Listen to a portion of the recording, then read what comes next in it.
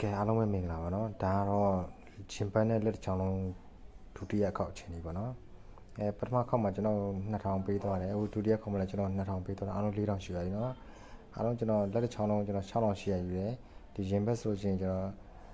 1800နီးပါးကျွန်တော်ယူတယ်ပေါ့နော်ကာနာဒါအားလုံးကာနာဒါပေါ့နော်